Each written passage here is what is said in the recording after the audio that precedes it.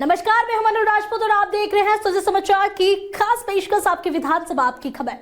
इस विशेष बुलेटिन में हम आपको दिखाएंगे आपके क्षेत्र आपकी विधानसभा से जुड़ी वो तमाम खबरें जो मुख्यमंत्री श्री विजय लाल शर्मा के नेतृत्व में प्रदेश के विकास, सुशासन और जन कल्याण की कहानी कहती है। निमराना में पंजाब नेशनल बैंक के तहत किसान मेले और कृषि कार्यक्रम का आयोजन किया गया। इसका उद्देश्य किसानों को आधुनिक खेती, सरकारी योजनाओं और आत्मनिर्भर बनने की जानकारी देना था। कार्यक्रम में आए किसानों का स्वागत फूल मालाएं और पौधे देकर किया गया। मेले में बड़ी संख्या में किसान, महिलाएं और कृषि से जुड़े लोग शामिल हुए। विशेषज्ञों ने आधुनिक खेती, फसल विविधीकरण, कृषि ऋण और बैंकिंग सुविधाओं के बारे में जानकारी दी। साथ ही प्रगतिशील किसानों को प्रमाण पत्र और शॉल देकर सम्मानित किया गया। मेले में कृषि उत्पादों और नए तकनीकों के स्टॉल भी लगे, जहां किसानों को नई तकनीक और उत्पादों की जानकारी दी गई। भरतपुर में विकास रथ के माध्यम से ग्रामीणों को सरकार की योजनाओं और विकास कार्यों की जानकारी दी जा रही है। जिले की 15 ग्राम पंचायतों में रथ पहुंचकर लघु फिल्मों का प्रदर्शन किया गया और राज्य सरकार की 2 वर्ष की उपलब्धियों का साहित्य भी वितरित किया गया। स्थानीय जनप्रतिनिधियों ने लोगों को योजनाओं के बारे में बताया और उनकी समस्याएं सुनी। इस दौरान जनप्रतिनिधि ने बताया कि केंद्र और राज्य सरकार की कल्याणकारी योजनाओं से आम जनता खुश है। महिलाओं को उज्ज्वला योजना के तहत गैस कनेक्शन, लाड़ो योजना, जननी सुरक्षा योजना, किसानों के लिए सम्मान निधि और कृषि नवाचार के लिए अनुदान योजना जैसी सुविधाएं दी जा रही है। उन्होंने महिलाओं से राज्य विकास समूह बनाकर योजनाओं का लाभ लेने का आग्रह किया। बढ़ता राजस्थान, हमारा राजस्थान सरकार के 2 साल बेमिसाल। हमारी राजस्थान में जो सरकार है, माननीय मुख्यमंत्री जी की जो डबल इंजन सरकार है, केंद्र में मोदी जी की सरकार है, इन्होंने राजस्थान में जो काम किए हैं सारे नेताओं ने मुझसे पहले बता दिया है। पर इनके जो अच्छे काम लगे विशेष करके राजस्थान में इन्होंने ऐसा अच्छा काम किया है। एक तो यहाँ की गुंडागिर्दी जो हिटलर बनते गए वे ठिकाने लगा दी। जैसे गुंडे तख्त थे, हमारी बहन बेटियों को रात में पढ़ने लिखने जैसे अकेले जाते हैं वो निश्चिंत रह के जाती हैं, पहली बात। दूसरी बात यह है कि स्वास्थ्य के बारे में उन्होंने बहुत सोचा। आज आप किसी भी हॉस्पिटल, सरकारी हॉस्पिटल में जाइए, पहले समय में लोगों को बड़ी दिक्कत आती थी। अब आप जाइए तुरंत पूरा स्टाफ करंट खड़ा रहता है।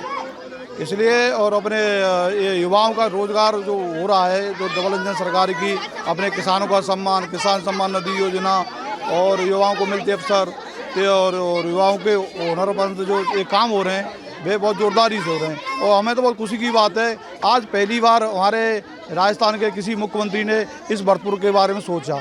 नहीं, यहाँ पर वही सड़कें, वही जर्जर, वही धूल। आप देखो, मैं तो आप 2 साल मार रहे हैं, मैं तो इसको मैं 1 साल मानूंगा। 1 साल को तो सरकार को मूड में लग जाते हैं और किसको मंत्री बनाए, क्या करें क्या नहीं है कोई आपसे में।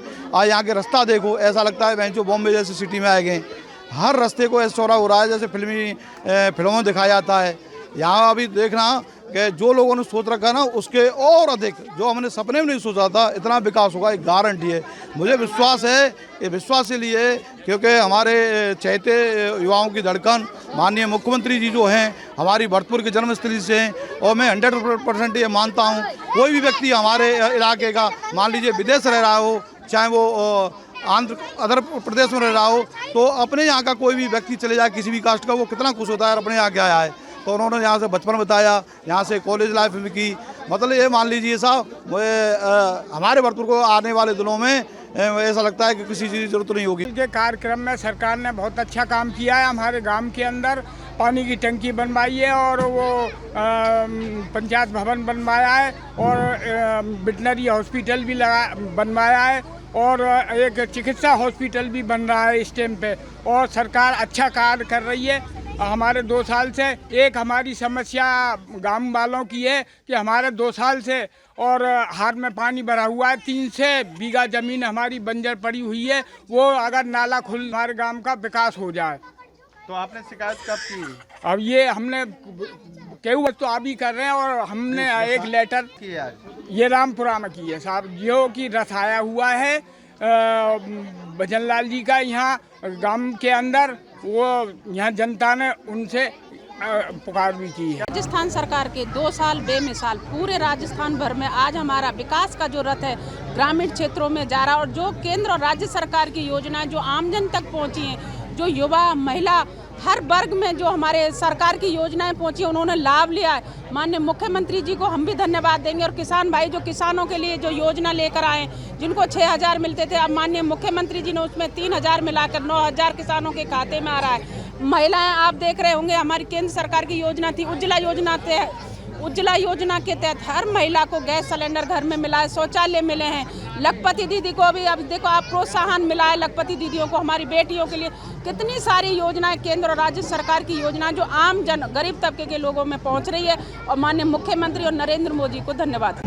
ये राजस्थान सरकार व देश की सरकार द्वारा चलाई जा रही जन कल्याणकारी योजनाओं को प्रसार करने के लिए राजस्थान सरकार द्वारा पूरे राजस्थान भर के 200 विधानसभाओं में रथ चलाए जा रहे हैं, जिसके माध्यम से लोगों को बताया जा रहा है कि हर वर्ग के लिए जो राजस्थान की जन कल्याणकारी योजना चलाई जा रही हैं उनका लाभ हर वर्ग को मिल सके, चाहे वो महिला हो, किसान हो, युवा हो, बुजुर्ग हो, किसान हो, सबके लिए राजस्थान सरकार जन कल्याणकारी योजना चलाई जा रही है। उनका लाभ ज़्यादा से ज़्यादा लोगों को मिल सके, उसके लिए रथ यात्रा के माध्यम से गाँव-गाँव जाकर, शहर जाकर लोगों को बताया जा रहा है, जिससे लोगों को ज़्यादा से ज़्यादा इन योजनाओं को लाभ मिल सके। मुझे सरकारी स्कूल से साइकिल मिली हुई है। पहले ऑटो से जाते थे हम पढ़ने के लिए, लेकिन अब साइकिल मिल चुकी है, साइकिल से जाते हैं। मैं 11वीं कर चुकी हूँ। क्या कहना चाहोगे मुख्यमंत्री जी के लिए? हमारी सभी छात्राओं को ऐसे ही सब चीज़ की योजना बढ़ाएं, यहाँ से आगे भी और भी करें। कपासन नगर पालिका बोर्ड की हाल ही बैठक में 28 करोड़ रुपए की 25 ऐतिहासिक विकास कार्यों को मंजूरी दी गई। बैठक की अध्यक्षता नगर पालिका अध्यक्ष मंजू देवी सोनी ने की। बैठक में अधिशासी अधिकारी श्री ललित सिंह देथा ने एजेंडा प्रस्तुत किया। इस अवसर पर विधायक श्री अर्जुन लाल जिनगर ने भरोसा दिया कि कपासन के विकास में धन की कमी नहीं होने दी जाएगी और जरूरत पड़ने पर अतिरिक्त बजट भी मिलेगा। रामगंज मंडी में 25 जनवरी तक श्री राम कथा गोमाता महोत्सव आयोजित किया जाएगा। इसके लिए शिक्षा और पंचायती राज मंत्री श्री मदन दिलावर ने फतेहपुर रिको औद्योगिक क्षेत्र में प्रस्तावित आयोजन स्थल का निरीक्षण किया। निरीक्षण के दौरान मंत्री ने अधिकारियों से कहा कि आयोजन स्थल साफ सुथरा और समतल रखा जाए, साथ ही श्रद्धालुओं के आने जाने के रास्ते चौड़े, सुरक्षित और आसान हो। इस भव्य आयोजन में बागेश्वर धाम की पीठाधीश्वर आचार्य धीरेन्द्र शास्त्री श्री राम कथा का वाचन करेंगी। राष्ट्रीय स्वास्थ्य मिशन के तहत मातृ और शिशु स्वास्थ्य को बेहतर बनाने के लिए एक दिन की जिला स्तरीय कार्यशाला आयोजित की गई। इस कार्यशाला में किलकारी सेवा और मोबाइल एकेडमी की जानकारी दी गई। सीएमएचओ जयपुर द्वितीय डॉक्टर मनीष मित्तल ने बताया कि किलकारी सेवा के जरिए गर्भवती और प्रसूता महिलाओं को नियमित स्वास्थ्य संदेश दिए जा रहे हैं। वहीं मोबाइल एकेडमी के जरिए आशा सहयोगिनियों को ट्रेनिंग दी जा रही है और कोर्स पूरा करने पर उन्हें सर्टिफिकेट भी मिलते हैं। विराटनगर विधानसभा क्षेत्र के ग्राम पंचायत मेड में राजस्थान सरकार के 2 वर्ष पूरे होने के अवसर पर ग्रामीण समस्या समाधान शिविर का आयोजन किया गया। इस शिविर का लाभ मेड के साथ साथ पुरावाला, जूदुला और तालवा पंचायत के ग्रामीणों को भी मिला। शिविर का उद्देश्य ग्रामीणों की समस्याओं का जल्दी और प्रभावी समाधान करना रहा। शिविर का शुभारंभ तहसीलदार श्री लालाराम यादव ने किया। उन्होंने अधिकारियों को निर्देश दिए कि किसी भी जन समस्या का तुरंत समाधान किया जाए और किसी भी प्रकार की लापरवाही बर्दाश्त नहीं की जाएगी। विराटनगर विधानसभा क्षेत्र के ग्राम पंचायत मेड में आज 4 पंचायतों के शिविर लगाए जा रहे हैं, जो कि ग्रामीण समस्या समाधान के नाम से शिविर लगाया जा रहा है। राजस्थान सरकार के 2 वर्ष पूर्ण होने पर माननीय मुख्यमंत्री मदन लाल सरकार के द्वारा एक कैंप लगाए जा रहे हैं, जिसमें सभी समस्याओं का समाधान सीमित रूप से एक ही जगह, एक ही छत के नीचे किए जा रहे हैं, जिसमें सभी विभाग के लोग मौजूद हैं। हमारे साथ शिविर प्रभारी लालाराम यादव तहसीलदार, इनसे बात करते हैं कि कौन कौन सी समस्याओं के समाधान हो रहे हैं और कौन सी योजनाएं आई हैं। देखिए, राजस्थान सरकार के द्वारा जो ग्रामीण सेवा शिविर लगाए गए थे, उन्हीं को आगे बढ़ाते हुए उनमें जो समस्याएं समाधान होने से रह गई थी किसी कारण से, तो उनके समाधान के लिए ग्रामीण समस्या समाधान शिविर पुनः लगाए जा रहे हैं, जिनका मूल उद्देश्य यह है कि सरकार की जितनी भी फ्लैगशिप योजनाएं हैं, जन कल्याण की योजनाएं हैं, लोगों के जो राहत पहुंचाने वाली योजनाएं हैं, उनको उनके ही द्वार पे जाके समस्या का समाधान करें। जैसे हमारे रेवेन्यू में लोगों के न्यायालय में कई तरह के विवाद होते हैं, तो उनको वहीं पर आपसी सहमति से बंटवारे करवाए, ताकि न्यायालय में नहीं जा पाए, आपसे बैठकर कर लो। इसी तरह से कोई नामांकन किसी कारण से पेंडिंग रह गया, तो उसका शिविर स्थल पर ही समाधान करना।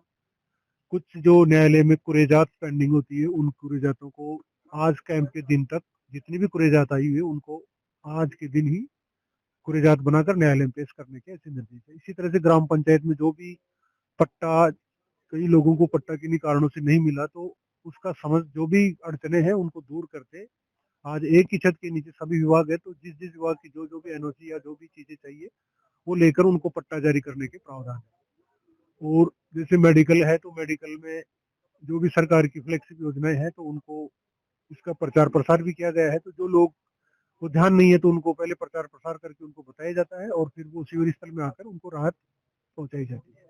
इस तरह की सरकार की जितने भी मतलब कमजोर लोग जो या किसी कारण से मुख्यालय तक नहीं पहुंच पाते, उनको अपने ही जगह पर समस्या से राहत पहुंचाने के लिए सरकार के कैंप लगाए जा रहे हैं। जैलदार का कहना है कि जो वर्ग के लोग, नीचे वर्ग के लोग, गरीब लोग जो मुख्यालय तक नहीं पहुंच सकते हैं, उनके लिए कैंप सबसे बढ़िया लाभदायक है और यहाँ पे आके सभी कार्य का समाधान निश्चित रूप से किया जा रहा है। मैं रवि मित्तल, विराटनगर से स्वस्थ समाचार के लिए। राजस्थान युवा बोर्ड और शिक्षा विभाग के संयुक्त तत्वावधान में जिला स्तरीय युवा महोत्सव 2025 से 26 का सफल आयोजन किया गया। इस महोत्सव का उद्देश्य प्रदेश के प्रतिभाशाली युवा कलाकारों को मंच देना और उन्हें राष्ट्रीय व अंतर्राष्ट्रीय स्तर तक पहुंचने का अवसर प्रदान करना है। जिला मुख्य शिक्षा अधिकारी श्री दीपक शुक्ला ने बताया कि इस महोत्सव के माध्यम से युवाओं को अपनी कला दिखाने का मजबूत मंच मिल रहा है, जिससे वे भविष्य में राज्य और देश का नाम रोशन कर सके। तो सबसे पहले तो मैं धन्यवाद करना चाहती हूँ हमारे देश के प्रधानमंत्री नरेंद्र भाई मोदी जी का, हमारे प्रदेश के मुख्यमंत्री भजन लाल जी शर्मा साहब का। युवा बोर्ड के माध्यम से ये जो प्रतियोगिताएं होती हैं और ये जो सांस्कृतिक प्रतियोगिताएं हो रही, ये हमारी जो संस्कृति है उसको जिंदा रखने के लिए, जो हमारी आज यहाँ 18 विधाओं की प्रतियोगिताएं हैं, उन सबको जिंदा रखने के लिए हमारी जो आने वाली पीढ़ी है इनको जाने, इनको समझे और अपने साथ में इसको लेके जाए आगे तक। तो ये प्रतियोगिताओं से बहुत लाभ है, इसका राष्ट्रीय अंतर्राष्ट्रीय स्तर पर इनको पहचान मिलती है, इनको एक मंच मिलेगा कि ये कार्यक्रम यहाँ तक पहुँचे और इनकी प्रतियोगिताएं में जो इनकी कला है वो निखर के आएगी। जहाँ कहीं कमी है और जिस किसी में उसको रुचि है तो उसकी अलग से इनको ट्रेनिंग दी जाएगी कि और भी अच्छे से उभर के आए और कहीं ना कहीं नेशनल इंटरनेशनल अवार्ड ये अपनी इसमें प्रतिभा में लेकर के आए। ऐसा ही कार्यक्रम दिया गया और युवाओं को इस और हमारी जो आज जो मोबाइल और ये जो टीवी और इसके साथ में जो हमारी संस्कृति को ख़त्म करते जा रहे हैं, एक योजना के तहत सरकार ने ये बहुत अच्छा कार्यक्रम दिया है युवाओं को कि अपनी अपनी देश की जो हमारे देश की जो संस्कृति है, कल्चर है, उसको रखें, सामने लाएं। इस कार्यक्रमों के माध्यम से जानेंगे भी, इसको सामने भी लाएंगे और इसका लाभ इनको मिलेगा।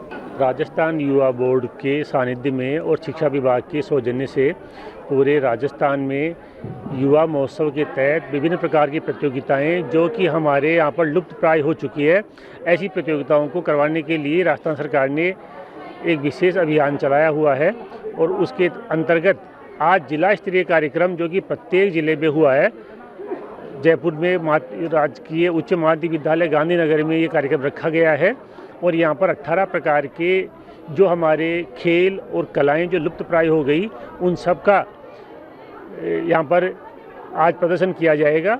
इनमें से जो बच्चे अच्छा प्रदर्शन करेंगे उनका संभाग स्तरीय कार्यक्रम जो कि यहाँ इसी स्थान पर कल आयोजित किया जाएगा और उसमें हमारे सांसद माननीय मंजू जी, हमारे मंत्रीगण, हमारे शिक्षा मंत्री जी आदि उपस्थित होंगे और पूरे संभाग के जो कि 7 जिले हमारे हैं उनकी खेलकूद प्रतियोगिता और ये जो कल्चर प्रोग्राम और अन्य जो लुप्त प्राय कलाएं हैं उन सब का हमारे यहाँ पर किया जाएगा और ये राजस्थान की कला और संस्कृति के लिए एक अनूठी पहल है जो राज्य सरकार के द्वारा की जा रही है। सरस सखी मेला 2025 में इस बार महिलाओं की मेहनत और आत्मनिर्भरता की एक शानदार मिसाल देखने को मिली है।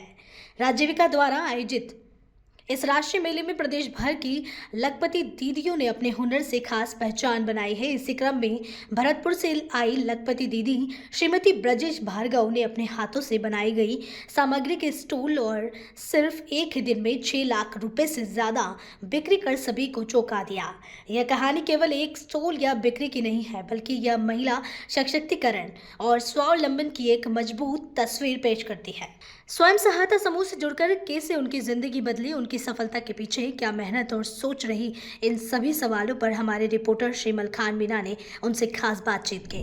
सरस राज सखी राष्ट्रीय मेले का उद्घाटन माननीय मुख्यमंत्री श्री भजनलाल शर्मा ने किया और उसके बाद में यहाँ पर जो महिलाएं हैं जो आजीविका से जुड़ी हैं उन्होंने अपनी स्टॉल यहाँ पर लगाई हैं और ऐसे में वो महिला जो अपने हाथों से सामान बनाती हैं वो यहाँ नज़र आ रही हैं। तस्वीरें मैं एक बार दिखाने की कोशिश करूँगा कि जिस तरह से ये तस्वीरें, ये दुकान जो आप देख रहे हैं, ये सरस राज सखी राष्ट्रीय मेले की तस्वीर सिर्फ एक मेले की नहीं, ये तस्वीर आत्मनिर्भर भारत की उस सच्ची ताकत की है जहाँ गांव की महिलाएं अब खुद अपने हुनर से लाखों की पहचान बन रही हैं। और ऐसे में इनसे महिलाएं जो खुद काम करती हैं, वो खुद बनाती हैं, जो आजीविका से जुड़ी हुई हैं, वो लगातार जो बनाती हैं वो यहाँ पर अपनी दुकान लगा रहे हैं। और एक ऐसी महिला से हम आपको रूबरू करा रहे हैं जिन्होंने एक ही दिन में इसमें स्टॉल लगाई और लगभग 6 लाख रुपए का सामान सेल कर दिया है। हमारे साथ में एक लखपति दीदी हैं, इनसे बातचीत कर लें। दीदी, क्या नाम है आपका? मेरा नाम ब्रजेश भार्गव है। दीदी, आज एक बड़ी चीज़ है कि आपने जो स्टॉल लगाई लगभग 6 लाख का सामान सेल कर दिया। आपने शुरुआत कब की और क्या क्या समस्याएं आई?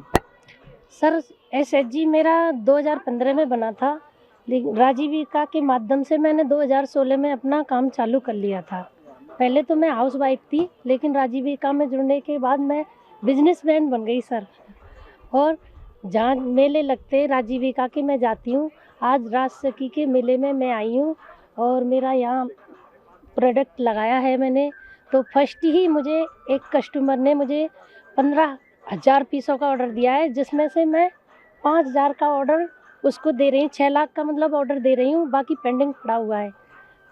कभी आपने सोचा कि इस तरह का काम करूँगी? कोई परिवार वालों की कभी बाधित हुआ कि किसी तरह की कोई चुनौती आई? काफ़ी चुनौती आई सर, परिवार वालों की आई पहले, तो फिर समाज की भी आई, लेकिन सारी नज़रअंदाज करते हुए मेरे परिवार वालों ने थोड़ा समझ के मुझे सपोर्ट भी किया। आज मैं यहाँ तक पहुँची हूँ। चुनौतियाँ तो काफ़ी आई हैं, लेकिन उनको सबको पीछे छोड़ के मैं आगे बढ़ी हूँ सर। सरकार के लिए क्या कहेंगे, क्योंकि सरकार लगातार महिलाओं को आगे बढ़ाने की बात कर रही है? सरकार को मैं बहुत बहुत धन्यवाद देना चाहती हूँ कि ये प्लेटफॉर्म चलाया और हम जो बेरोजगार मतलब हाउस वाइफ थी उनको आगे कुछ करने का, अपनी पहचान बनाने का मौका दिया। आज अगर मैं बात करूँ, ये कमाई की बात करूँ, तो इस कमाई से क्या बदलाव हुआ है आपके परिवार में? इस कमाई से सर मेरा इतना बदलाव हुआ है कि मेरे हस्बैंड बेरोजगार थे और मैं भी थोड़ी बहुत पढ़ी लिखी हूँ, ज़्यादा पढ़ी नहीं हूँ, लेकिन आज मैं अपने परिवार का और अपने बच्चों का पालन पोषण कर रही हूँ, अच्छी पढ़ा रही हूँ और मुझको भी रोज़गार मिला, मुझे पहचान भी मिली है और मेरे पति को मेरे साथ साथ उनको भी काम मिला है और मेरे साथ मेरी और भी बहनाएं जो समूह की, उनको भी काम मिला है और उनकी घर की स्थिति भी सुधरी है। आगे अगर बात की जाए, सपना क्या है आपका? मेरा तो यही सपना है कि मैं ऐसे काम करती रहूं, अपने परिवार का सहयोग करती रहूं और अच्छी तरीक़ा से अपने बच्चों को पढ़ाती रहूं। आप महिला भी हैं, अगर महिला की मैं बात कर लेता हूं, कई बहुत सारी महिलाओं को घर से निकलने में डर लगता है, तो उन महिलाओं को आप क्या कहेंगे? मैं उन महिलाओं को ये कहना चाहती हूँ, डरने वाली कोई बात नहीं है। सरकार समय समय पे हर जगह पे सपोर्ट कर रही है, हमें हर जगह पे हमारी सुरक्षा है और डरने की कोई ज़रूरत नहीं है। आगे बढ़े, पीछे ना देखें। तो देखिए, बिल्कुल ये थी हमारे साथ में सरस राज राष्ट्रीय जो मेला लगा है उसकी एक लखपति दीदी, जिन्होंने अपने हुनर से, अपने हाथों से जो सामान बनाया उसकी स्टॉल यहाँ लगाई और लगभग 6 लाख रुपए का सामान इन्होंने एक ही दिन में सेल किया है। तो ये एक बाजार ही नहीं है सिर्फ, बल्कि महिलाओं को आत्मनिर्भर बनाने का एक मजबूत मंच राजस्थान सरकार के द्वारा दिया जा रहा है। माननीय मुख्यमंत्री श्री भजनलाल शर्मा ने इसकी शुरुआत की, जहां मेहनत, हुनर और हौसले से लखपति दीदी जैसी कहानियां जन्म ले रही हैं, उससे राजस्थान का विकास लगातार पटरी पर नजर आ रहा है। और वहीं राजस्थान के मुख्यमंत्री श्री भजनलाल शर्मा लगातार महिलाओं को आगे बढ़ाने का काम करते हुए नजर आ रहे हैं। कैमरामैन राजेश पारिक के साथ सूजत समाचार से मलखान मीणा। जयपुर में युवाओं की प्रतिभा, संस्कृति और आत्मविश्वास का शानदार संगम देखने को मिल रहा है। शहीद लेफ्टिनेंट अभय पारिक राजकीय बालिका उच्च माध्यमिक विद्यालय गांधीनगर में जिला स्तरीय युवा महोत्सव 2025 से 26 का आयोजन किया गया। इस महोत्सव में युवा कलाकार लोक नृत्य, लोक संगीत, नाटक और गायन के माध्यम से अपनी कला का प्रभावशाली प्रदर्शन कर रहे हैं। मंच पर दिखाई देता आत्मविश्वास यह साफ बताता है कि युवा कलाकार आगे चलकर राज्य, राष्ट्रीय और अंतर्राष्ट्रीय स्तर पर अपनी पहचान बनाने के लिए तैयार है। इस आयोजन का मुख्य उद्देश्य युवाओं की छिपी हुई प्रतिभाओं को मंच देना और उन्हें आगे बढ़ने के लिए प्रेरित करना है। शिक्षकों के मार्गदर्शन और प्रशासन के सहयोग से यह मंच युवाओं के सपनों को नई उड़ान दे रहा है। मुख्यमंत्री श्री भजनलाल शर्मा द्वारा एक बार फिर युवाओं को उनकी संस्कृति की जानकारी को ले एक नया कार्यक्रम का आगाज हुआ है। जिला स्तरीय युवा महोत्सव जो आज जयपुर के गांधीनगर बालिका स्कूल में आयोजन हुआ है। हमारे साथ में कुछ छात्राएं हैं जो लगातार परफॉर्मेंस करते हैं, उनसे से बातचीत करेंगे कि जिस तरह से जिला स्तरीय युवा महोत्सव कार्यक्रम हुआ उसको लेकर बातचीत करेंगे। क्या नाम है आपका? सर मेरा नाम आयशा है। आयशा जी, क्या कहेंगे आज का जो कार्यक्रम था, काफ़ी अच्छा कार्यक्रम हुआ, जिला स्तरीय युवा महोत्सव कार्यक्रम हुआ। सर मैं इससे ये कहना चाहूँगी कि इससे हमें आगे बढ़ने का मौका मिला, हमें हमारी संस्कृति, कला, इन सब के बारे में हमें पता चला और हमें बहुत सारी सीख मिली इससे, कला के बारे में जानने की, आगे बढ़ने की, और सरकार की बहुत अच्छी योजनाएं हमें आगे बढ़ाने की। Thank you sir. ये लगातार जिस स्कूलों में भी आयोजन हो रहा है और ये इसकी शुरुआत की है, क्योंकि आप लोग देखते होंगे लगातार सांस्कृतिक कार्यक्रम हो रहे हैं। कई बार होता है कि अपन संस्कृति के बारे में नहीं जानते, तो ऐसे में नई नई संस्कृति देखने को मिल रही है। हाँ सर, नई नई संस्कृति देखने को मिल रही है। यहाँ पे बहुत सारी परफॉर्मेंस हो रही है, अलग अलग टाइप की हो रही है, कोई कल्चरल डांस की, फोक डांस की, सिंगिंग की, या बहुत सारी हमें अलग अलग चीज़ों के बारे में यहाँ पे पता चल रहा है सर। बहुत अच्छा प्रोग्राम है सर, और इससे हमें आगे बढ़ने का, कला को समझने का, राजस्थान की संस्कृति को समझने का, कि राजस्थान तो सर यही ठाट बाट का गाँव सर, इसलिए समझने का। बिल्कुल, बच्चों में बड़ा उत्साह है और भी बात कर लेते हैं। क्या नाम है आपका? करिश्मा। करिश्मा, कैसा लग रहा है आज बड़ा अच्छा कार्यक्रम हुआ है? ये सर बहुत अच्छा लग रहा है यहाँ पे आने के लिए। सरकार ने बहुत अच्छी योजना चलाई है, बच्चों को अंदर वो क्या बोलते हैं यार। बिल्कुल, जिस तरह से युवाओं को एक संस्कृति से जोड़ने का काम किया जा रहा है, तो आप क्या कहेंगे इसको लेकर? सर बहुत अच्छी योजना चलाई है, इससे बच्चों को एक्सपीरियंस होता है आगे बढ़ने का, अपनी राजस्थान की संस्कृति जानने का, सब कुछ। Thank you sir. बिल्कुल बिल्कुल, बात कर लेते हैं। क्या नाम है आपका? प्रिया। प्रिया, कैसा लग रहा है जिस तरह से कि हमारी संस्कृति है उसे शायद भूलते जा रहे हैं, तो ऐसे सरकार चाह रही है कि संस्कृति को आगे बढ़ाया जाए? हाँ सर, बहुत अच्छा लग रहा है ये प्रोग्राम। बच्चों के लिए सबसे बढ़िया है, क्योंकि बच्चे आजकल फ़ोन में ध्यान देते हैं और संस्कृति को भूल जाते हैं। इससे बच्चों को अपनी संस्कृति की जानकारी भी होती है। देखिए, बिल्कुल, बच्चों का कहना है कि संस्कृति को बच्चे याद नहीं रख पाते हैं और बच्चे फ़ोनों में ज़्यादा ध्यान देते हैं। तो और भी क्या कहना चाहेंगे आप? सर सब बच्चे आजकल सब इंग्लिश की तरफ जा रहे हैं, राजस्थान की कल्चर, लैंग्वेज को तो ऐसे बोलते कि गंवार लैंग्वेज है सर, सब कुछ भूले जा रहे हैं सर। और ये प्रोग्राम उनको उससे प्यार कराने वाला है सर, कि राजस्थान की लैंग्वेज, उसके ठाट बाट, सब खान पान, इसलिए सर। क्या कहें, और भी बातचीत कर लेते हैं। क्या नाम है आपका? प्राची प्रधान। प्राची, क्या कहेंगे आज के कार्यक्रम को लेकर? आप सच धज के आए हैं, सांस्कृतिक कार्यक्रम भी किया है आपने? हाँ। कैसा लग रहा है? बहुत अच्छा लग रहा है।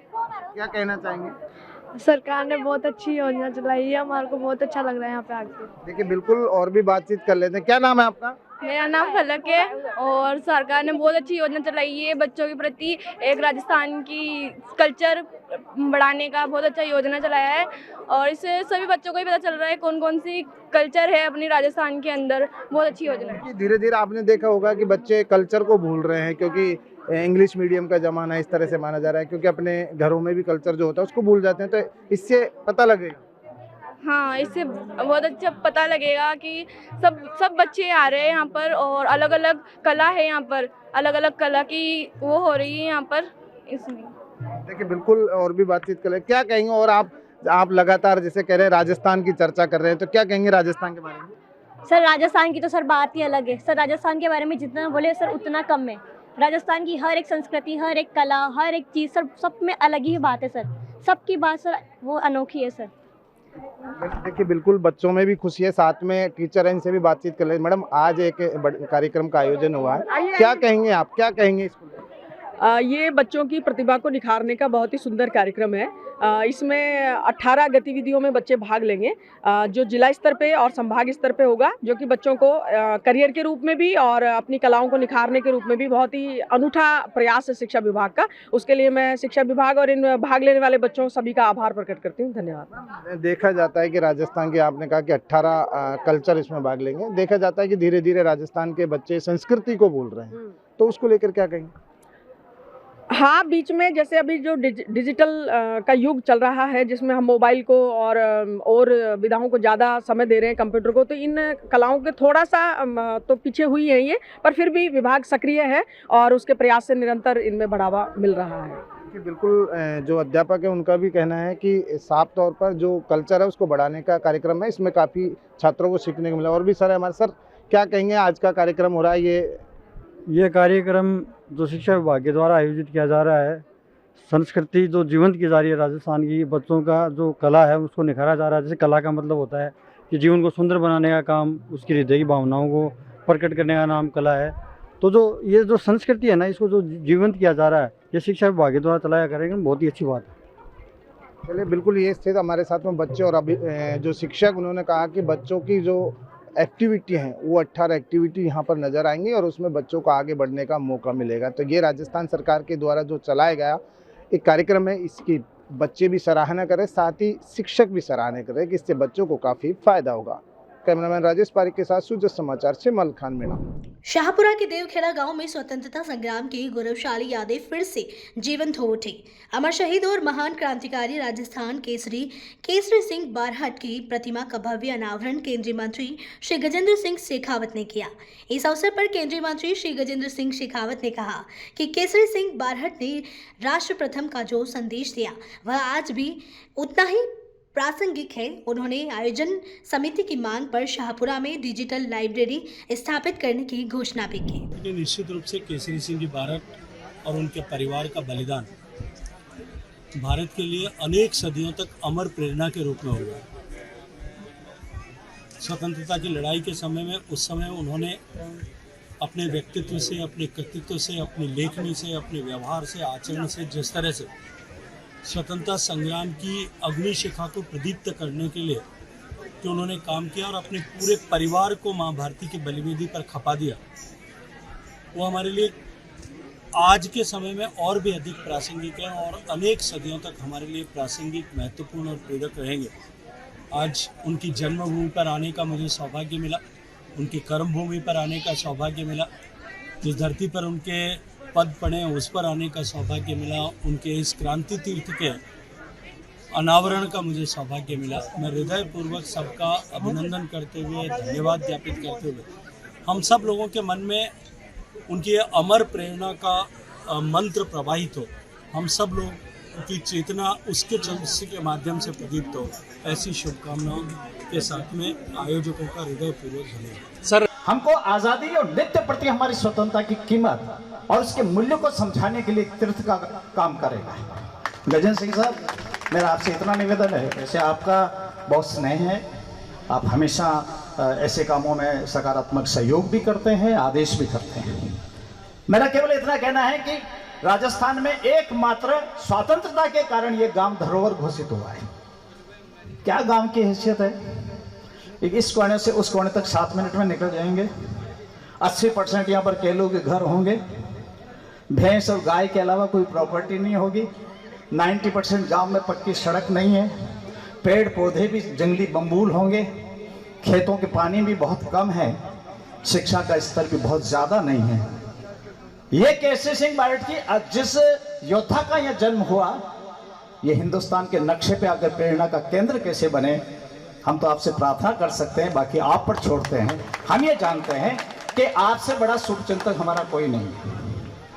आज नहीं, आप मन से, वचन से, कर्म से, संस्कार से, आप का पूरा परिवार, आप खुद इसमें करते रहें। मैं आज इतनी सी बात आप सबसे कहूँगा क्योंकि आज अतिथि काफ़ी कुछ इसमें है और मैं ऐसा मान करके चलता हूँ। हम हर वर्ष अब देवखेड़ा में भी मिलें और देवखेड़ा में मिलें तो ये देवखेड़ा हमारा किस तरीके से एक तीर्थ के रूप में इसको खड़ा कर सकते हैं, इस सब में हमारा योगदान हो। यहाँ के शासन प्रशासन से भी हम कहेंगे, सत्ताएं आएगी और जाएगी, शासन प्रशासन हमेशा रहने वाला है, पर शासन प्रशासन इसलिए है कि देश आज़ाद हुआ उसके लिए केसरी सिंह जी और उनके परिवार का योगदान है। इसलिए जब कभी भी आप आएँ, निश्चित रूप से इस स्थान के बारे में हम सोचें, इसके विकास के बारे में सोचें। इतनी सी बात कहकर अपनी बात को पूरी करता हूँ। जय प्रताप, तुमने अपनी माँ को पहचानने में भूल की, धोती के लिए रुपया लेकर गए थे, तभी तुम्हारे मन की बात मुझे बता दी होती तो मैं तुम्हें तिलक कर कर फूल मालाओं से लाद देती। ऐसी वीर प्रसूता माँ की संतानें और ऐसे चारण परिवार जिनके डीएनए में वीरता और देशभक्ति का जज्बा है, उस परिवार की इस पुण्य भूमि पर, जन्मभूमि पर आज आने का अवसर प्राप्त हुआ और ठाकुर साहब केसरी सिंह जी बाहरट के मूर्ति अनावरण के अवसर पर मेरे को यहाँ आने का अवसर प्राप्त हुआ। मैं सौभाग्यशाली हूँ। मैं इस क्षेत्र के विकास के लिए, जैसा आपने अभी माननीय विधायक जी से सुना, छोटी मोटी सभी बातों को ठीक करके ये गांव किस प्रकार से वाकई विधायक जी के संकल्प का आदर्श गांव बने, हम मिलकर उसकी पूर्ति करेंगे। इस शाहपुरा की धरा को पहचाना जाता है और जिनका त्याग, तपस्या और बलिदान से, जिनका पूरे परिवार का जो योगदान रहा और उनकी जो जन्मभूमि इस देवखेड़ा में आज जो हम केसरी सिंह जी बारेट का मूर्ति अनावरण कार्यक्रम में हम सब का जो एकत्रित होना हुआ, और मैं आपको बताना चाहता हूं कि मेरा भी सौभाग्य है कि इस तपोभूमि में, इस बलिदानी भूमि में मुझे भी विधायक बनने का मौका मिला और इस शाहपुरा की देवतुल्य जनता की सेवा करने का हमें अवसर मिल रहा है। अभी हमारे बीच में माननीय ओकार सिंह जी ने बारेट परिवार की पूरी गाथा आपके सामने, उनके बलिदान और शौर्य की आपके सामने जो है पूरी बात रखी। और जब मैं पहली बार जब विधायक बना और इस क्रांतिकारी धरा के बारे में जब मुझे जानकारी मिली, तो मैंने पहली प्राथमिकता से इस देवखेड़ा को आदर्श गांव में लेने का जो है मैंने निश्चय किया और माननीय मुख्यमंत्री जी से निवेदन करके इस देवखेड़ा को हमने जो है आज आदर्श गांव घोषित किया है। और लगभग 2 करोड़ रुपए की लागत से इस गांव में सड़कें और यहाँ के जो है विद्यालय और यहाँ का मुख्य द्वार, जो अभी कैलाश जी भाई साहब ने हमारे को जो है एक आग्रह किया कि यहाँ पर बारेट समाज का एक जो है मुख्य द्वार होना चाहिए, विश्रांति गृह होना चाहिए। तो ये आदर्श गांव में हमने जो इसका विकास के काम जो होंगे उसमें ये सारे काम हमने लिए हैं। तो निश्चित तौर पर जो है इस गांव के डेवलपमेंट के लिए आगे भी जितना भी जो है, चाहे विधायक फंड से लगना हो, चाहे डीएमएफटी फंड से, लेकिन इस गांव के विकास के लिए जो है हम निरंतर जो है तत्पर रहेंगे। और मैं इतना ही कहूंगा कि हमारे बीच में केंद्र से पधारे गजेंद्र सिंह जी हम सबके आदरणीय हैं और मैं आपको इतना कहना चाहूंगा कि ये शाहपुरा की धरा जो है यह यहाँ पर कई प्रकार की ऐसी पुरानी बिल्डिंगें हैं जिनको अपने आप को देखकर जो है इस शाहपुरा की शान बढ़ती है, शाहपुरा का सौंदर्यकरण जो है उससे लगता है। तो ऐसे कई स्थान है, जब मैं आपसे पर्सनली मिलूंगा तब उनके डेवलपमेंट के लिए और उन स्थानों को पर्यटक स्थल के रूप में डेवलप करने के लिए मैं आपके पास में निवेदन लेके आऊंगा। तो निश्चित तौर पर मुझे विश्वास है कि आप उनके लिए जो है हमें जो है राशि और उसका बजट जो है हमें आप जो है दिलाने का काम करेंगे। महाराजा गंगा सिंह विश्वविद्यालय का दक्षम दीक्षांत समारोह के आयोजन को लेकर विश्वविद्यालय के कुलगुरु आचार्य मनोज दीक्षित ने बताया कि दीक्षांत समारोह में परीक्षा वर्ष 2024 के कुल 1,20,812 विद्यार्थियों को उपाधियां प्रदान किए जाएंगे। इसके साथ ही 1 जनवरी 2024 से 31 दिसंबर 2024 की अवधि में 46 शोधार्थियों को विधा वाचस्पति की उपाधि दी जाएगी, जिनमें 22 पुरुष और 24 महिलाएं शामिल हैं। कल महाराजा गंगा सिंह विश्वविद्यालय का 10वां दीक्षांत समारोह हो रहा है, जिसमें 2024 के सभी विद्यार्थियों को उपाधियां वितरित की जाएंगी, गोल्ड मेडल वितरित किए जाएंगे और कुलगुरु और कुलाधिपति मेडल्स भी प्रदान किए जाएंगे।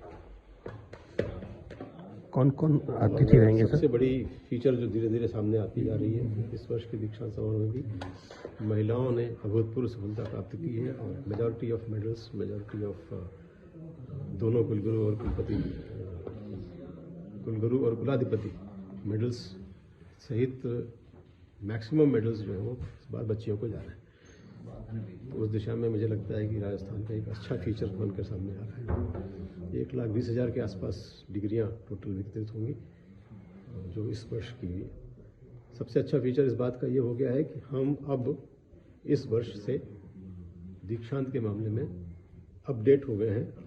सेम 1 साल का दीक्षांत 1 वर्ष में हो रहा है। जो जितने भी पुराने थे वो सब हमने पिछले साल तक निपटा लिए और अब 1 वर्ष का दीक्षांत समारोह 1 वर्ष में हो जाएगा। कौन कौन मौजूद रहेंगे दीक्षांत समारोह? राज्यपाल महोदय हमारे कुलाधिपति होते हैं और वे अध्यक्षता करते हैं। विशिष्ट अतिथि के रूप में हमारे केंद्रीय कानून मंत्री माननीय अर्जुन राम जी मेघवाल रहेंगे और दीक्षांत अतिथि के रूप में दिल्ली से प्रोफेसर के.जी. सुरेश जो कि इस समय इंडिया हैबिटाट सेंटर के डायरेक्टर हैं और पहले माखनलाल चतुर्वेदी पत्रकारिता विश्वविद्यालय के कुलगुरु रहे और उसके पहले भी वे Indian Institute of Mass Communication Delhi के डायरेक्टर रहे। तो वे पत्रकारिता के क्षेत्र में विशिष्ट हैं। इस दृष्टि से उनका रहना हमारे लिए, हमारे बच्चों के लिए, हमारे समाज के लिए एक अच्छा संदेश देगा। जयपुर जिला कलेक्टर सभागार में मंगलवार को जयपुर जिले के जिला विकास पुस्तिका के विमोचन का कार्यक्रम आयोजित किया गया। इस अवसर पर जिला प्रभारी मंत्री श्री जोगाराम पटेल ने जिला सूचना एवं जनसंपर्क कार्यालय जयपुर द्वारा प्रकाशित इस पुस्तिका का विमोचन किया। कार्यक्रम में जिला कलेक्टर डॉक्टर जितेंद्र कुमार सोनी सहित जिला प्रशासन के वरिष्ठ अधिकारी मौजूद रहे। विमोचन समारोह को संबोधित करते हुए प्रभारी मंत्री श्री जोगाराम पटेल ने कहा कि बढ़ता राजस्थान हमारा राजस्थान केवल एक नारा ही नहीं है, बल्कि मुख्यमंत्री श्री भजनलाल शर्मा के नेतृत्व में प्रदेश सरकार की मजबूत इच्छा शक्ति, सुशासन और जनकल्याण की सोच का प्रतीक है। यह पुस्तिका सरकार की विकास यात्रा, उपलब्धियों और जनहितकारी फैसलों का सार प्रस्तुत करती है। खाटू श्याम जी कस्बे में बाबा श्याम के दर्शन के लिए नववर्ष और शुक्ल पक्ष की एकादशी, द्वादशी पर लगने वाले मासिक मेले के दौरान बड़ी संख्या में श्रद्धालुओं के आने की संभावना है। इसे देखते हुए 29 दिसंबर से 2 जनवरी तक आयोजित होने वाले 5 दिवसीय मेले को लेकर पुलिस और नगर प्रशासन पूरी तरह सतर्क है। इसी कड़ी में व्यापार मंडल, ई रिक्शा चालकों और ठेला व्यवसायियों की एक महत्वपूर्ण बैठक आयोजित की गई। प्रशासन ने स्पष्ट किया कि नियमों का उल्लंघन करने पर सख्त कार्रवाई की जाएगी। अधिकारियों ने कहा कि श्रद्धालुओं की सुरक्षा और सुगम दर्शन व्यवस्था प्रशासन की सबसे बड़ी प्राथमिकता है। यदि हम बात करें व्यापारियों से संबंधित, तो व्यापारियों से मीटिंग में ये आग्रह किया गया है कि जो भी अपना सामान है वो नाली का जो फेरो कवर है उसके अंदर रखेंगे, यानी नाली तक भी नहीं आएंगे। दूसरा, ठेले वालों का, हाथ ठेलों का, इनके लिए ये तय किया गया है कि तोरण द्वार के पीछे रहेंगे और ये जो मंडा वाली रोड है इस रोड पर वो लगा सकते हैं। बाज़ार में जो भीड़ वाला एरिया है उसमें वो ठेले नहीं लगाएंगे, यानी यात्रियों का आवागमन अवरुद्ध नहीं करेंगे। तीसरी चीज़, ई रिक्शा के लिए हमने ये तय किया है कि जो नो व्हीकल जोन घोषित किया गया है उसमें उनको फिक्स स्टैंड दिए गए हैं। 52 बीघा से जो यात्री लेंगे उनको मात्र छाया के पीछे उतारेंगे। सावनपुरा से जो यात्री लेंगे उनको गोयल धर्मशाला तक लाएंगे। दाता रोड से जो अपने श्याम पाठशाला पार्किंग से जो यात्री लेंगे उनको उस मार्ग तक जो है VIP जो रोड है वहाँ तक उनको रखेंगे। चौथी जो बात है इसके अंदर VIP दर्शनों से संबंधित, तो VIP दर्शन भीड़ की दर्शनार्थियों की संख्या को देखते हुए VIP दर्शन उच्च अधिकारियों से मार्गदर्शन प्राप्त करके और पूर्णतः बंद रखे जाएंगे। केवल प्रोटोकॉल वाले जो होंगे उनको ही वो जो प्रोटोकॉल उनके लागू है। तो हमें व्यापार मंडल और रिक्शा एसोसिएशन के साथ में हमारी मीटिंग्स हुई थी, तो इसमें हमने आगामी न्यू ईयर का देखते हुए उनसे अनुरोध किया था कि व्यवस्था बनाने में हमारा सहयोग करें। साथ साथ सभी व्यापार मंडल के जो दुकानदार हैं उनको बोला गया है कि डस्टबिन अपनी दुकान के बाहर रखें और अतिक्रमण जो है वो नालियों के ऊपर न रख करके इसमें सहयोग करें, जिससे सुचारू रूप से व्यवस्थाओं को जो है अमल में लाया जा सके। पीएम श्री राजकीय उच्च माध्यमिक विद्यालय देवली के 120 विद्यार्थियों ने कोटा स्थित आकाशवाणी केंद्र और अन्य औद्योगिक संस्थानों का औद्योगिक भ्रमण किया। यह भ्रमण पीएम श्री योजना के अंतर्गत आयोजित किया गया था। इसके अलावा राष्ट्रीय आविष्कार अभियान के तहत 50 विद्यार्थियों को कोटा की एक्सपोजर विजिट करवाई गई। इस दौरान विद्यार्थियों ने कोटा के प्रमुख दर्शनीय स्थल जैसे चंबल गार्डन और 7 वंडर्स का भ्रमण किया। उपखंड क्षेत्र के सांडीराव गांव स्थित राजकीय Mahatma Gandhi English medium school परिसर में 36वीं पाली जिला स्तरीय शिक्षक खेलकूद प्रतियोगिता का भव्य शुभारंभ किया। प्रतियोगिता का उद्घाटन सरपंच डाकू देवी भील ने किया। इस अवसर पर भामाशाह इंद्रमल साकरिया ने कहा कि खेल गतिविधियां खोई हुई ऊर्जा को पुनः प्राप्त करने का सशक्त माध्यम है। उन्होंने यह भी कहा कि खेल सिर्फ विद्यार्थियों के लिए ही नहीं बल्कि शिक्षकों के लिए भी जरूरी है ताकि शिक्षा और शिक्षार्थियों के बीच बेहतर तालमेल बना रहे। फतेहपुर स्थित भारतीय कृषि विज्ञान केंद्र में मंगलवार को किसान दिवस पर 1 दिवसीय किसान गोष्ठी का आयोजन किया गया। कृषि विज्ञान केंद्र के प्रभारी डॉक्टर R.K. दुलड़ ने बताया कि हर साल 23 दिसंबर को राष्ट्रीय किसान दिवस मनाया जाता है। यह दिन किसान नेता और देश के 5वें प्रधानमंत्री चौधरी चरण सिंह की जयंती के अवसर पर मनाया जाता है। उन्होंने कहा कि सच्चा भारत गाँव में बसता है और जब किसान की दशा सुधरेगी तो देश का विकास होगा। गोष्ठी में वैज्ञानिकों ने किसानों को उन्नत कृषि तकनीकी अपनाने की सलाह दी ताकि कम लागत में अधिक उत्पादन प्राप्त किया जा सके। निम्बाहेड़ा विधानसभा क्षेत्र के राजकीय उच्च माध्यमिक विद्यालय लसडावन में महान गणितज्ञ श्रीनिवास रामानुजन की जयंती पर राष्ट्रीय गणित दिवस हर्षोल्लास के साथ मनाया गया। कार्यक्रम की अध्यक्षता प्रधानाचार्य श्री रतनलाल मेघवाल ने की। कार्यक्रम में कक्षा 10 के विद्यार्थियों ने मुख्यमंत्री श्री भजनलाल शर्मा की वैज्ञानिक सोच को बढ़ावा देने के उद्देश्य से गणितीय सिद्धांतों पर आधारित आकर्षक चार्ट प्रदर्शित किए। मुख्य अतिथि रहे श्री राजेश जैन ने उत्कृष्ट प्रदर्शन करने वाले विद्यार्थियों को पुरस्कृत करने की घोषणा की। उन्होंने कहा कि मुख्यमंत्री श्री भजनलाल शर्मा की प्रेरणा से ग्रामीण क्षेत्रों में भी गणित और विज्ञान के प्रति विद्यार्थियों में रुचि बढ़ रही है। उन्होंने यह भी कहा कि सरकार की विजन के अनुरूप विद्यार्थियों में तार्किक क्षमता विकसित करना समय की आवश्यकता है। सोशल मीडिया से शुरू हुआ अरावली बचाओ अभियान अब जमीनी स्तर पर भी तेजी से फैल रहा है। इस अभियान को लेकर सबसे ज्यादा चर्चा मुख्यमंत्री श्री भजनलाल शर्मा और उनके मंत्रिमंडल सदस्यों के सकारात्मक रुख की हो रही है। मुख्यमंत्री ने स्पष्ट कहा कि अरावली पर्वतमाला में किसी भी तरह की छेड़खानी नहीं होने दी जाएगी। उनका यह बयान लोगों में सराहनीय माना जा रहा है।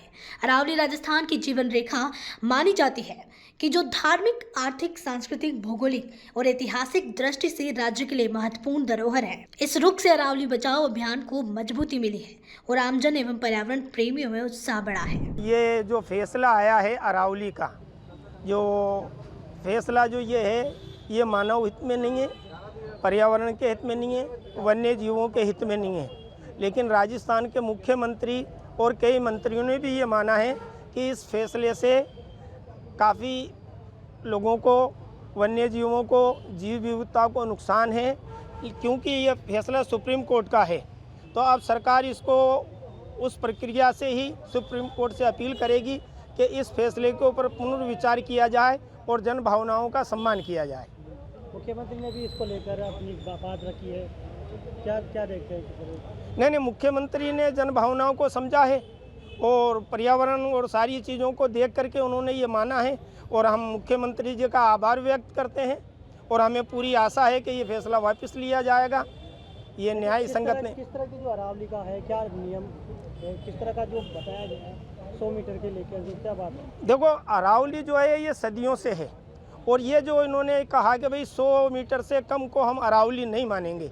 अब इंसान 6 फीट का भी है और इंसान 4 फीट का भी है। अगर कोई ये कहे कि साहब 4 फीट का इंसान नहीं है तो ये तो उसके खिलाफ, इंसानियत के खिलाफ है। और 100 मीटर से कम जो अरावलियाँ हैं, सरकार को और इनका संरक्षण करना चाहिए। इनमें वन्य जीव रहते हैं और अरावलियों से नदियाँ निकलती है, मरुस्थल को ये आने से रोकते हैं, गर्म हवाओं को रोकते हैं, पर्यावरण इससे शुद्ध रहता है, टूरिस्ट को बढ़ावा मिलता है। तो हम चाहते हैं कि इनकी पूरी सुरक्षा की जाए, रक्षा की जाए और हमें ऐसी आशा है कि सरकारी सुप्रीम कोर्ट इस फैसले को वापस लेगा और मुख्यमंत्री जी का भी आभार कि वो इस को सही डिसीजन में लेके जा रहे हैं। भजनलाल सरकार के 2 वर्ष का कार्यकाल पूरा होने के उपलक्ष्य में प्रदेश भर में सुशासन पखवाड़े का आयोजन किया जा रहा है। इसी कड़ी में जिला मुख्यालय स्थित सूचना केंद्र सभागार में कृषि विभाग की ओर से किसान सम्मेलन का आयोजन किया गया।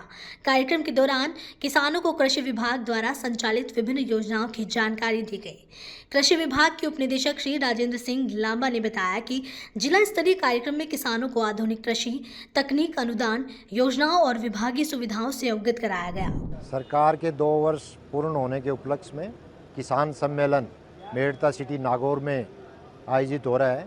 उसमें माननीय मुख्यमंत्री महोदय श्रीमान भजनलाल जी शर्मा एवं केंद्रीय कृषि मंत्री शिवराज सिंह चौहान आ रहे हैं। उनका लाइव प्रसारण यहाँ झुंझुनू में सूचना केंद्र में किया जा रहा है और भारी संख्या में यहाँ किसान उपस्थित हैं और किसान योजनाओं की जानकारी ले रहे हैं। झुंझुनू में पिछले 2 साल में कृषि विभाग की जो महत्वपूर्ण योजनाएं हैं उसमें फार्म पॉन्ड जिले के अंदर 2 साल में 369 किसानों को फार्म पॉन्ड बना करके अनुदान दिया गया है।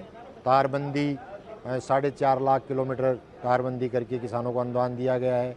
वर्मी कंपोस्ट यूनिट किसानों की बनाई गई है और 1.5 लाख किसानों को मिनी किट, प्रदर्शन इत्यादि वितरण किए गए। नगर पालिका राय सिंह नगर में उपखंड अधिकारी श्री सुभाष चंद्र चौधरी ने दर्शन प्रशासक के तौर पर कार्यभार ग्रहण किया।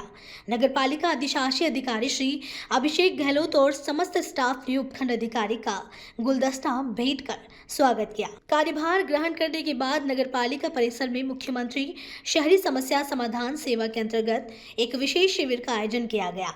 इस शिविर में पात्र लाभार्थियों को 24 पट्टों और 20 नामांतरण प्रकरणों का वितरण किया गया। कार्यक्रम के माध्यम से आमजन की लंबे समय से लंबित शहरी समस्याओं के समाधान की दिशा में महत्वपूर्ण कदम उठाया गया। राज्य सरकार के कार्यकाल की दूसरी वर्षगांठ के मौके पर डूंगरपुर जिले में जिला प्रशासन और कृषि विभाग की ओर से जिला स्तरीय किसान सम्मेलन का आयोजन किया गया। इस सम्मेलन में मुख्यमंत्री श्री भजनलाल शर्मा राज्य स्तरीय कार्यक्रम से वर्चुअली जुड़कर 1100 निवासी किसानों के खातों में 238 करोड़ से अधिक की राशि सीधे डीपीटी के माध्यम से भेजी। जिला स्तरीय सम्मेलन में अतिथियों ने 2 किसानों को निःशुल्क सोलर पंप के वर्क ऑर्डर, 3 किसानों को मिनी स्प्रिंकलर और 1 किसान को स्प्रिंकलर के अनुदान राशि के प्रतीकात्मक चेक भी वितरित किए।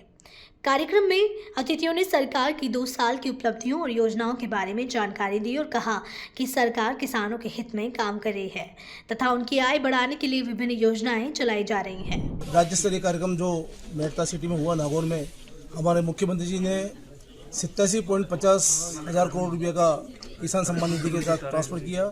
ऐसी कई योजना का पैसा ट्रांसफ़र करके किसानों को सक्षम बनाने का काम किया और जो योजना चल रही है केंद्र का 6,000 रुपया किसान सम्मान निधि में और 3,000 रुपया राज्य सरकार की तरफ से 9,000 रुपया सालाना इनको देने का काम किया। इसके बाद 30,000 रुपया सालाना किसानों को अगर बैलों से खेती करते हैं तो उनको भी देने का काम किया। इस प्रकार किसानों को उन्नत करने का बहुत सारी योजनाएं करके किसानों को समृद्ध बनाने का काम किया है। आज आपके विधानसभा आपकी खबर बुलेटिन में आज के लिए इतना ही। फिर मिलेंगे नई खबरों के साथ। तब तक के लिए देखते रहिए सूर्य समाचार। हमारे चैनल को लाइक, सब्सक्राइब और शेयर करना ना भूलें। धन्यवाद।